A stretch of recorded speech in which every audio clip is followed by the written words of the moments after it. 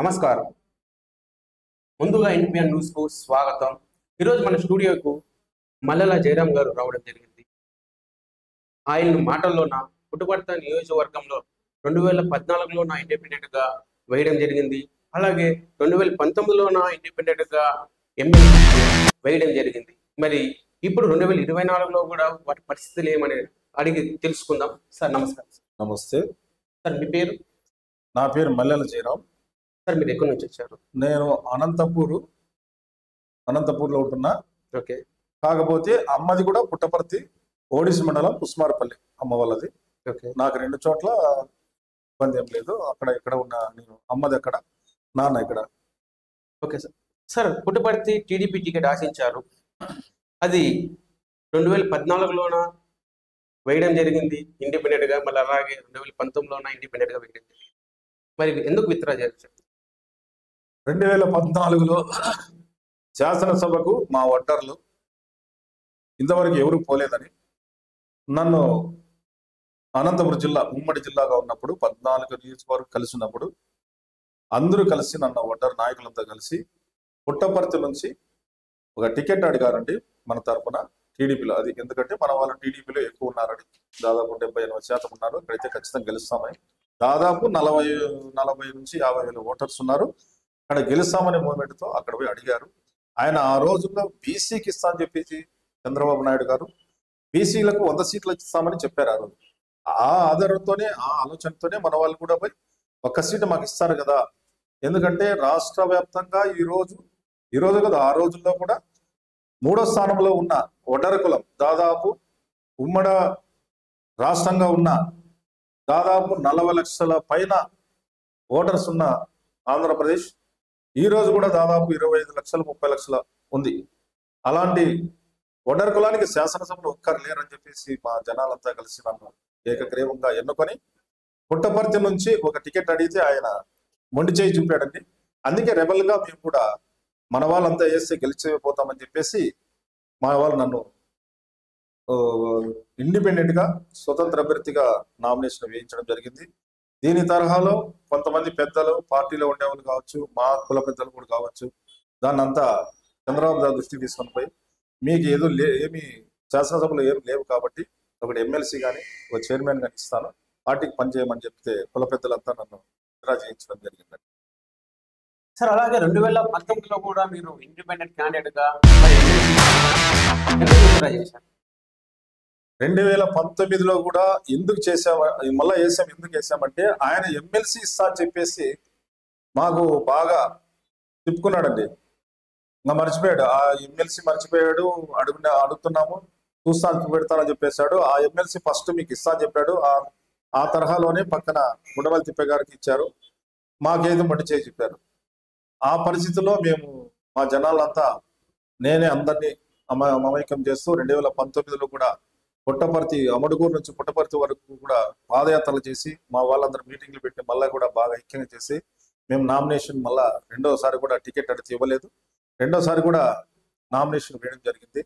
ఆయన మళ్ళీ కూడా కొంతమంది పెద్ద వ్యక్తులతో వాళ్ళతో కలిసేసి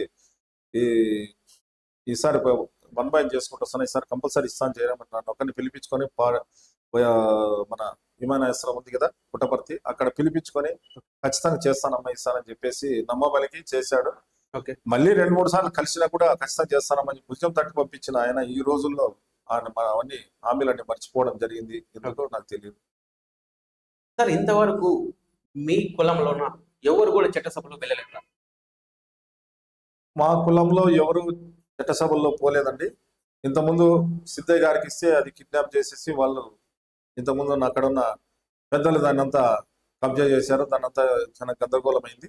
రెండోసారి కూడా కదిరిలో కాంగ్రెస్ తరఫున ఇస్తే ఆ రోజుల్లో కందికుంట చాలా బలంగా ఒడ్డర్లోనే ఆయన మమైక్యమై బాగా పనిచేశాడు కాబట్టి ఒడ్డర్లో ఆయన మర్చిపోలేక వెంకటరమణప్ప గారు కొంచెం లేట్ గా వచ్చారు. దాదాపు 20 days లోనే ఆయన విన్ కావాలని కష్టమైంది కాబట్టి ఆయన తట్టుకున్నాడు కాబట్టి ఆటికి 10,000తోనే అక్కడ ఆయన విన్నాడు. లేకుంటే 30-40,000తో విన్ అయ్యేవాడు. అంత బలంగా ఉన్నాడు ఆ రోజు కందికుంట.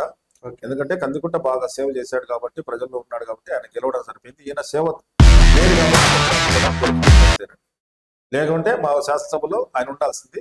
ఇంతవరకు లేరు కాబట్టి మేము దాని మీద చాలా ఫైట్ చేస్తున్నాం. చంద్రబాబు మాకు ఎందుకంటే మేము టీడీపీలో ఎక్కువ ఉన్నాం కాబట్టి అడుగుతుంటే ఆయన మమ్మల్ని పట్టించుకోలేదు. అది జరుగుతుంది.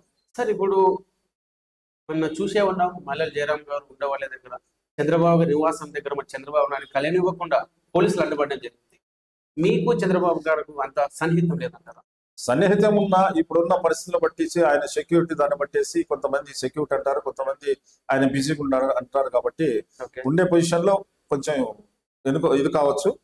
కాకపోతే మాకు ఆ రోజు వరకు మీకు 2 సంవత్సరాల క్రితమే మాకు ఆయన పిలిపించుకొని అపాయింట్మెంట్ ఇచ్చి మాకు 100 మంది మీకు కూర్చున్నాం. దాంట్లో మాకు కూడా 2 చోట్ల మీకు ఎక్కడ లేదమ్మా, నేను అసెంబ్లీకి మిమ్మల్ని పంపిస్తా, 2 ఎమ్మెల్యేలు 1 ఎంపీ ఇస్తా అని చెప్పారు. దాంట్లో నర్సరావుపేట, పుట్టపర్తి, ఇంకోటి ఏదైనా ఎమ్మెల్యే ఇస్తా అని చెప్పి నమ్మబలికారు. ఆ వీడియో కూడా ఇంతవరకు ఉంది. ఆయన కావాలంటే చూపిస్తాం, ప్రజలు కూడా చూపిస్తాం కావాలంటే ఉంది. ఆయన దాని తరహాలోనే నేను అలాగే పనిచేసుకుంటూ వచ్చా. మా మిత్రులు కొంతమంది మా వాళ్ళు కూడా కొంతమంది వచ్చారు. ఆ 2002 నుంచి కూడా ఆ విషయం వచ్చినప్పటి నుంచి కూడా వాళ్ళు కూడా కొంతమంది పోటీ తత్వానికి వచ్చారు. నేను కూడా అలాగే వెళ్ళాము. అయిన తర్వాత రాత్రి వరకు ఒంటర్లకు ఇస్తామని చెప్పేసి తెల్లవారితేనే 12 గంటలకంతా వేరే వాళ్ళకి ప్రకటించడం వల్ల మేము చాలా ఆవేశంతో అక్కడ ఖచ్చితంగా మేము కనీసం ఆయన పెద్ద ఆయనతో కలవాలా, మమ్మల్ని వదలంటే వదలలేదు. కాబట్టి మేము కూడా బాగా అక్కడ వాళ్ళకి ఎవరికి తగ్గకుండా మేము కూడా మాకు పిలుచుకుంటే లేదంటే ఎవరిని బయటకు కూడా పంపించమని చెప్పేసి గేట్ దగ్గర 2-3 గంటల సేపు మేము అక్కడ అందరినీ నిలబెట్టేసాం. తర్వాత జరిగింది మీరు చూశారు కదండి. సార్ మీరు టీడీపీలో ఎప్పటి నుంచి ఉన్నారు?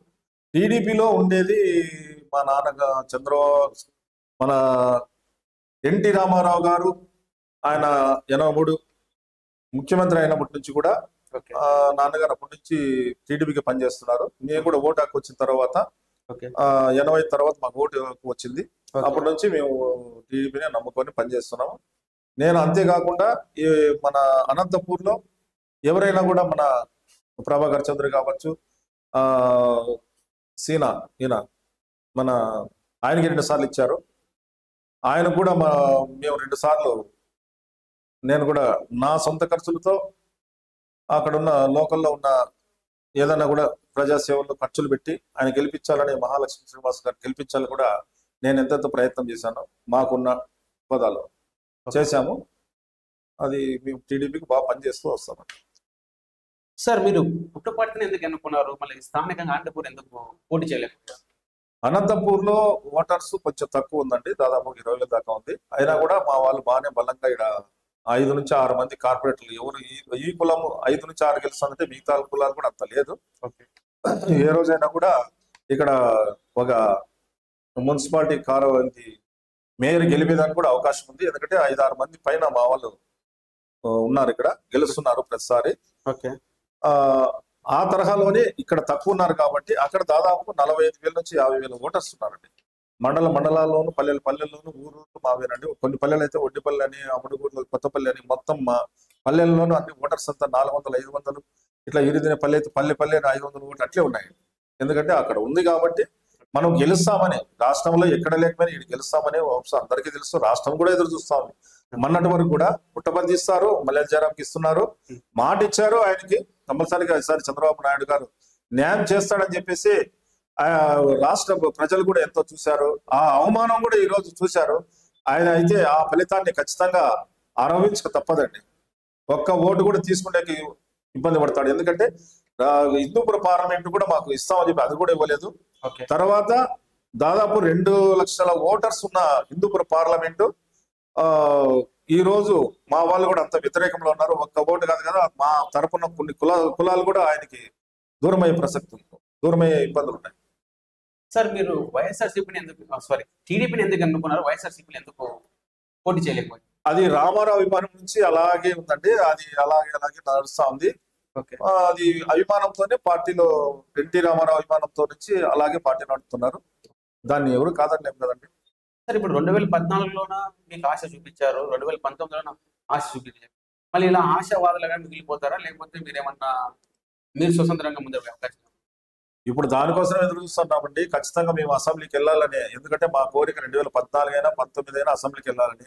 ఏదో ఎమ్మెల్సీ ఇస్తామంటే కొంచెం వరకు చేసుకొని మళ్ళీ నెక్స్ట్ అయినా కూడా మాకు అవకాశం వస్తాయనుకుంటే ఎట్టి పరిస్థితుల్లో ఇచ్చే పొజిషన్ కనపడలేదు కాబట్టి ఈసారి మాకు మొండి చేయి చూపాడు. మూడోసారి కూడా ఖచ్చితంగా అది ఇండిపెండెంట్ కావచ్చు, లేదా ఏదైనా పార్టీ కూడా మాకు అవకాశం ఇస్తే దాంట్లో కూడా పాల్గొని, చూశారు కదండి ఇప్పుడు అన్ని చెప్పాను కదా, టార్గెట్ చేయడము మాకు ఎన్ని రకాలుగా మోసం చేసిందంటే, మేము నమ్ముకున్న వాళ్ళని మాకు న్యాయం జరిగిన చోట మేము ఉండదలుచుకోలేదండి. మాకు న్యాయం చేస్తే కదా, ఎవరైనా న్యాయం చేయాలి కదండి. న్యాయం చేస్తే కదా మేము కూడా ముందుకెళ్ళా. రాజకీయంగా భవిష్యత్తు ఉంటేనే ఏదైనా కూడా, ఒక కులానికి, ఇంత మేజర్ కులానికి ఒక రాజకీయ భవిష్యత్తు లేకపోతే అనగారి ఉండాల్సిందే కదండి. పొద్దున్న లేస్తేనే మనం క్వారీల్లో మందులు పేల్చాలా, రాళ్ళు కొట్టాలా, కంకర కొట్టాలా. ఈ రోజు ఉన్న సాంకేతిక పరిజ్ఞానం వలన పొక్లైన్లు వచ్చినాయి, జేసీబీలు వచ్చినాయి, పెద్ద పెద్ద మిషనరీలు వచ్చినాయి. ఈ మిషన్లతో పనిచేయాలా. మేము అభివృద్ధి లేకపోతే అవన్నీ మేము ఎలా కొనుక్కొని చేయగలమండి? మేము ఎప్పుడు రాళ్ళు కొట్టుకొని ఉండాలా. మా కులంతో ఈ రోజు మేము ప్రతిరోజు మేము ఎక్కడ పునాది తవ్వినా పునాది మేమే కదండి వేసేది, రాయి పెట్టేది మేమే కదండి. మేము చేయకపోతే ఈ రాష్ట్రం కావచ్చు, ప్రపంచమే లేదు కదండి. ఎవరితో చేయించుకోవడమే కాదు, ఈ రోజు కట్టడాలు అంత బ్రిటిష్ కాలం కావచ్చు, రాజుల కాలం కావచ్చు, ఆ రోజు నుంచి కట్టడాలు పెద్ద పెద్ద రాళ్ళు కట్టేసి చెక్కు చెదరకుండా ఎట్టి పరిస్థితుల్లోనూ అంత నీటిగా, అంత శిల్ప కళలో ఉండే అద్భుతమైన కట్టడాలు ఇప్పుడు కూడా చెక్కు చెదరకుంటాయంటే అదంతా ఒండర ప్రావీణ్యమే కదండి. ఓకే సార్, ఇప్పుడు పుట్టుపర్తిలో మీరు పోటీ చేయాలని అంటున్నారు. మరి పుట్టుపర్తి ఎన్ని సంవత్సరాలుగా మీరు తిరిగారు? వాళ్ళకి సాధక బాధలు ఏమైనా తెలిసాయా? దాదాపు నేను మామూలుగా మా నాన్న కూలి పని చేసేవాడండి. ఓకే. ఆ కూలి పని చేస్తూ నన్ను బాగా చదివించాడండి, బీకామ్ వరకు. ఓకే. తర్వాత నేను కూడా, ఎందుకంటే ఉద్యోగాలు ప్రాబ్లం కాబట్టి, నాకు ఖాళీ ఉన్నప్పుడల్లా నన్ను కూడా మా డాడీ నన్ను పనుల్లో పిలుచుకొని పోయేవాడు. నేను కూడా మేస్త్రిగా పనిచేసి మా అనంతపూర్ టీవీ టవర్ కావచ్చు, మైక్రో టవర్లు కావచ్చు, అనంతపూర్ స్టూడియో మన ఉంది కదా, ఆల్ ఇండియా రేడియో స్టూడియో కావచ్చు, ఇవన్నీ మొత్తం లేబర్ వర్కులు కానీ, లలిత కళా పరిషత్ ఫౌండేషన్లు కానీ, టీవీ టవర్ ఫౌండేషన్లు కానీ, ఇలాంటివి చాలా చేశానండి. పెద్ద పెద్ద వర్కులన్నీ బాగా నా ద్వారా జరిగాయండి.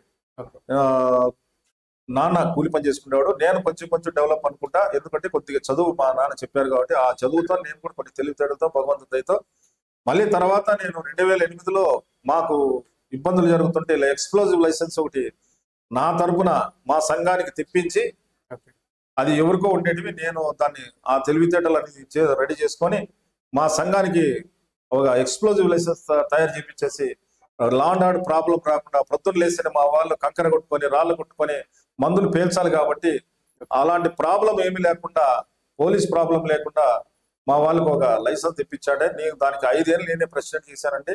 ఇప్పుడు చాలా మంది కూడా దాన్ని కూడా రాష్ట్ర వ్యాప్తంగా కావచ్చు, కొన్ని మన జిల్లా వ్యాప్తంగా కావచ్చు, పక్కన జిల్లాలు కూడా పర్మిషన్ తీసుకొని బ్లాస్టింగ్ వర్క్లు, కెనాల్ వర్క్స్, డ్యామ్ వర్కులు ఇవన్నీ ఆ లైసెన్స్ ద్వారా జరుగుతున్నాయండి. ఇలా మేము ఒక స్టెప్ బై స్టెప్ ఇట్లా ముందుకు రావడం జరిగింది. ఈ తరహాలోనే నన్ను కూడా కొంచెం అభివృద్ధి చేయగలడు, ఇతను కొంచెం తెలివితేటలు ఉన్నాయి, కొంచెం ముందుకు పోగలడు, ఇలాంటి వాళ్ళు ఉంటే ₹4 ఖర్చు పెడతారు, ముందుకు వస్తారని చెప్పేసి నన్ను రాజకీయాల్లో కూడా తీసుకురావడం జరిగిందండి. 2012 స్టార్ట్ అయ్యానండి. అప్పటి నుంచి కూడా రాజకీయాలు ఏమీ తిరగబడలేదు, తిరుగుచూడకుండా ప్రజల్లో మమేకమై, వాళ్ళకి ఏ ఇబ్బందులున్నా, వాళ్ళకి హాస్పిటల్ కావచ్చు, ఏదైనా పోలీస్ ప్రాబ్లం వచ్చినా, ఏదైనా పంచాయతీలు వచ్చినా, ఏదైనా ఆర్థిక ఇబ్బందులు ఉన్నా, ఎక్కడ దేవుళ్ళకు టెంపుల్ కట్టాలన్నా, అది 2000 కానీ, 5000 కానీ, 10,000 కానీ, ₹1,00,000 వరకు కూడా సహాయం చేసి నేను ముందుకెళ్ళానండి. చాలా వరకు ప్రజాసేవలో నన్ను ఎవరు ఎక్కడా కూడా నాకు ఏలెత్తి చూపరండి. కరెక్ట్ గా నేను నిజాయితీగానే పనిచేస్తున్నా. ఏదైనా నాకు అవకాశం ఇచ్చిన కూడా ప్రజలకు ఇంకా మేలు చేస్తానండి, ఇంకా మంచిగా ముందుకెళ్తా.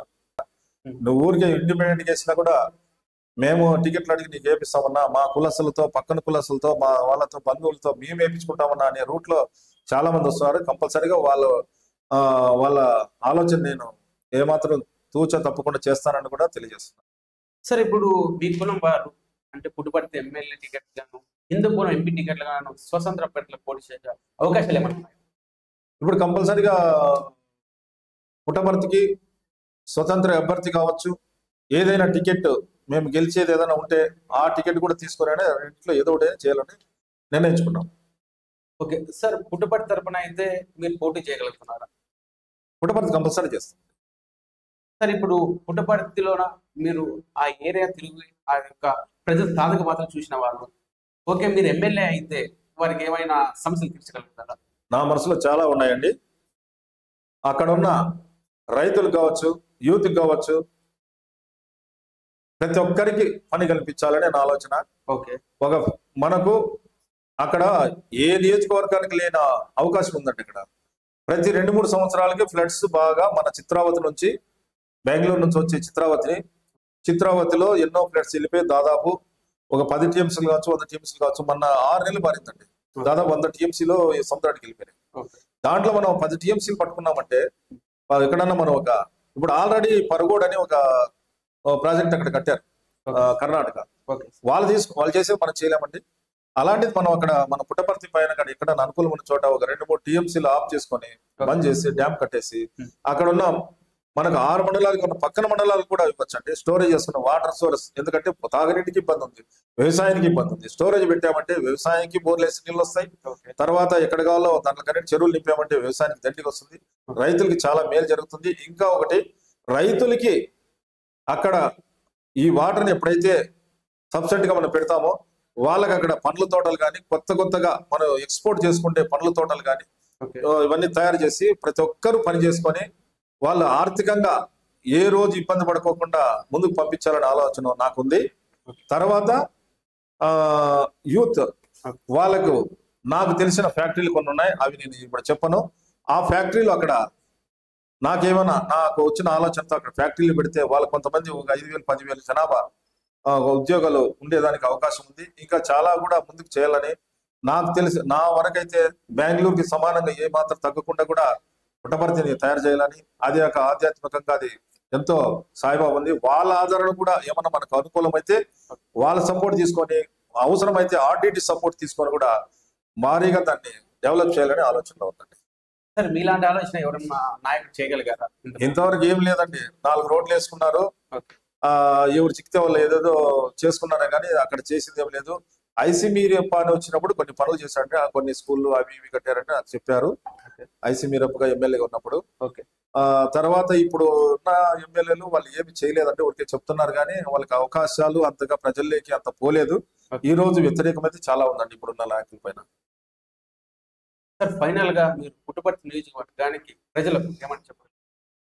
నాకు ఒక అవకాశం ఇస్తే, ఎమ్మెల్యేగా నాకు ఇస్తే, నేను పుట్టపర్తికి దానికి సస్యశ్యామలం చేస్తూ, దానికి ఒక పద్ధతిగా రూపంగా మార్చేస్తూ, చిత్రావతిని కూడా ఒక ఆనకట్ట కట్టి దానికి ఏదైనా దాని హైకమాండ్ దానికి ఇచ్చేస్తే దాని పుట్టపర్తిని రూపురేఖలు మార్చాలని కూడా నాకు ఆలోచన ఉంది. అంతకంటే వాళ్ళకు ఒక యూత్ అనేది రైతులకి మంచి జరుగుతుంది. యూత్ అనే దానికి కొన్ని ఫ్యాక్టరీలు మనం తెప్పించి ఏదైనా చేస్తే బాగుంటుంది. ఇంకా కొన్ని ఉన్నాయి, సోలార్ ఉంది, ఇంకా ఇది గాలిమరలు ఉన్నాయి. ఇలాంటివన్నీ బాగా చేసామంటే చాలా మందికి పని ఉంటుందండి. సోలార్ ఎక్కడ చూసినా ఈ మధ్యలో ఎక్కువ అవుతుంది, దాన్ని బాగా మనం యూజ్ చేసుకుంటే బ్రహ్మాండంగా అందరికి పని ఉంటుందండి. ఇంతవరకు మల్లెల జయరాం గారు మరి ఆడ సోర్స్ ఏ విధంగా ఉన్నాయి, మల్లెల జయరాం గారికి అవకాశం ఇస్తే ఏ విధంగా ఇంప్రూవ్ చేస్తారనే అంశం మీద ఈరోజు మనం మాట్లాడడం జరిగింది. మరి మల్లెల జయరాం గారికి ఒక అవకాశం ఇస్తే యూత్కు పని కల్పిస్తూ రైతులకు నీటి బాధ లేకుండా చేసే అవకాశాలు ఉన్నాయి, ఆ ప్లాన్ నా దగ్గర ఉన్నాయి, నాకు ఒకసారి అవకాశం ఇవ్వండి అని మన మీడియా ద్వారా కోరడం జరిగింది. ఈరోజు ఈ టాపిక్ ముగించి రేపు సరికొత్త టాపిక్తో మీ ముందు రావడం జరుగుతుంది. అంతవరకు సెలవు. నమస్కారం. నమస్తే.